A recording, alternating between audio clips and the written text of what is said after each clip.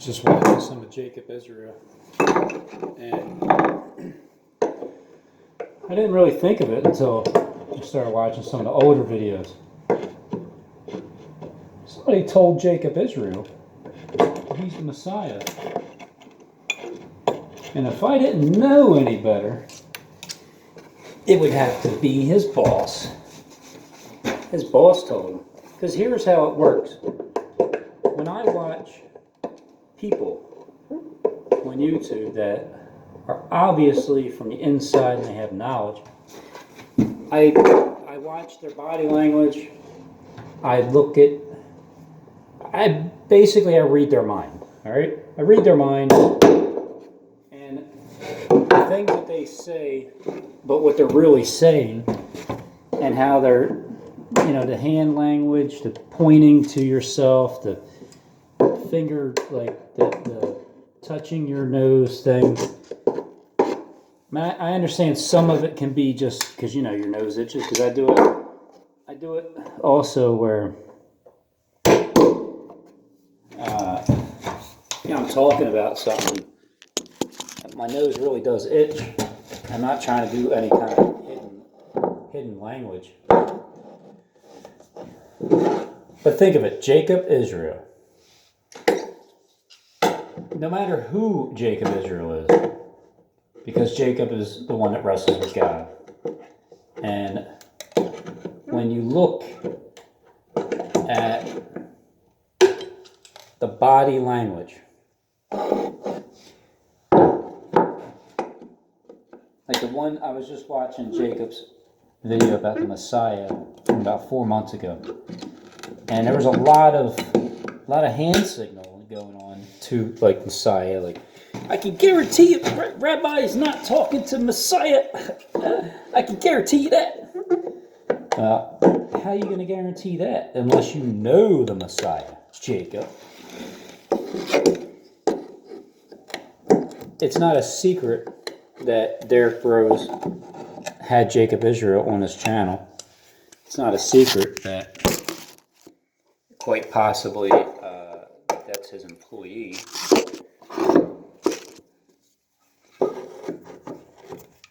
It's not. None of this is a secret. So, with the name Jacob Israel, and I'm just pulling staples out of the stairs, going on my 10th hour today. I mean, it's, this is my job. It's one of them things where it pays the bills. So Jacob Israel is the one that wrestles with God.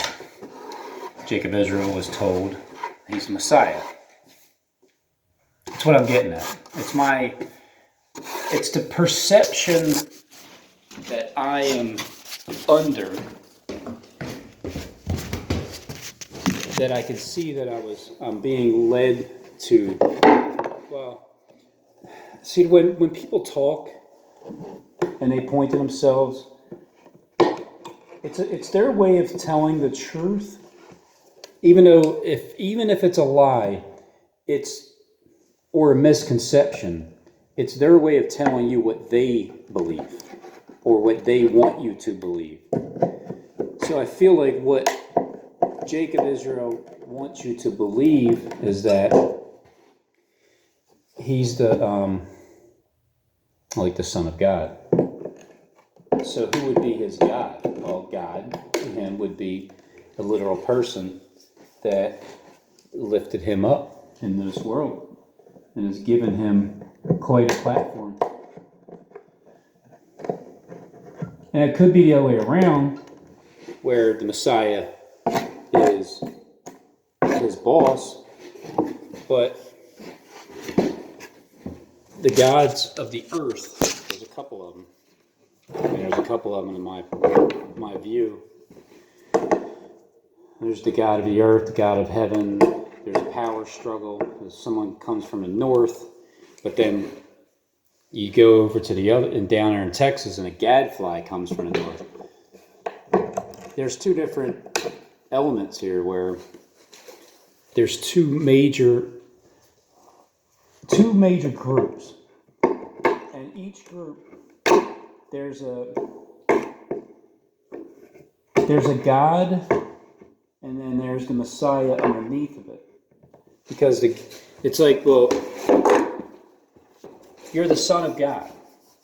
Right? You were born, and I'm your Father. So when you're the Son's Father on earth, then the Son is going to accept, like, well, I'm the Messiah? You're my Father? All right, whatever. Hey, I'm Jesus, and you're God the Father. So you're willing to accept that because, well, I mean, you get to rule and reign as Jesus, the Messiah.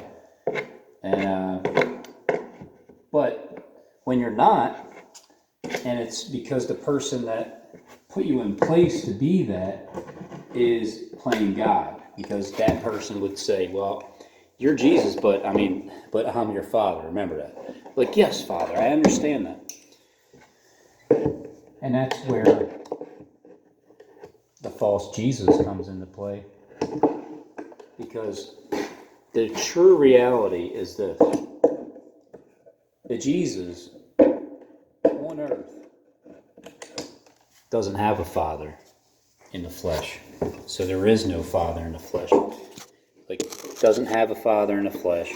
You can't make him believe that you're his Father. Therefore, that's how Jesus on earth is separated. Now, I remember that they tried to make him king, and I can only imagine the story, what the circumstances were in order for them to try to get him to be king. Well, it's about a mindset, number one. You have to, if you can be tricked into believing that, number one, if you can be tricked into believing that there's another man that's your Father and you have to call him God and you're Jesus, well then that's the one trick. That would be one group that tried to get Jesus to believe, which would be Satan. I mean, you would assume that Satan would be the one that's trying to get Jesus to call him his Father, because it's a way of twisting things up. And then I can only imagine that the other way would be to get inverted, to literally alter your Peter into invertation or absentee or mail it in. One or the other. I'm sure that because this thing has been going on from the beginning of time. Just because we're in the year 2021 doesn't mean that however you believe in the Bible, whether it's being fulfilled now or it was fulfilled back then, and the second coming is the Messiah on earth, and nobody's going to know truly who it is except for those who have eyes to see and ears to hear, and they run the planet, because they can either suppress it, they can either keep it a secret, or they can just be like, oh, there he is over there, that's him. But you got to pass a bunch of tests though. So I can only imagine that back then, in the story of Jesus, that there was people that they did that thing, like that setup over at the Philadelphia Art Museum, the landscape. And in order to go to heaven, you got to be converted, inverted, and I think they would try to trick Jesus into concealing his weapon. That's what I think. Because it's still a male, but to be like female as well. And that would be from the other group that would try to get him to believe that that's true.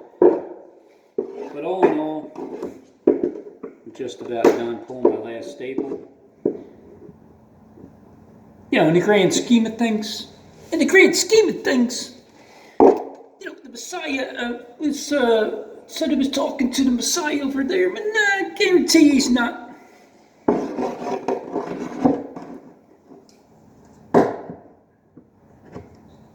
So the true reality is, John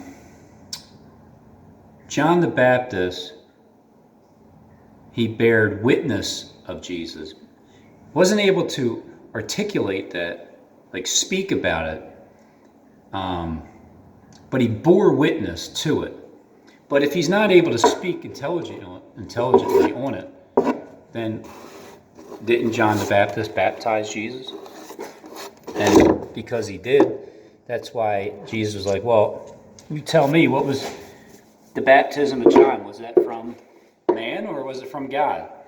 Because he was baptized by him, which is like the grounds for the center part of the earth to be grounded, where Jesus refers back to John the Baptist because of how highly esteemed he was, because people thought he was Christ himself. He said he wasn't the light, he was bearing witness to it. So bearing witness to it would be Jacob Israel. Jacob Israel, according to my perception as to what I've seen with the body language, hand language, and the words, and the eyes, and just what he's actually thinking as he's reading, I would say that he was told that he's the Messiah. And then that kind of ties into the ham bone, or the Ezra story, because Ezra was a Jew, meaning, believed in Jesus. It doesn't matter what kind of nationality it is, just an inward Jew. But she didn't tell the king until afterwards. And then the king is the one that had the Harmon or somebody, whatever his name was, had him in charge. And then he was a meathead. He thought that, what the king was saying that get things prepared. And he's like, yeah. But then he's the one that had to actually hand it over to the other guy that is, I forget these names, these people. All the stories are all tied in together. All the stories are tied in together. It's the same exact. It's like all these stories in the Bible are talking about the same exact singular individuals. It's just they have a different name and it's a different setup and it's a different time, but it's all the same.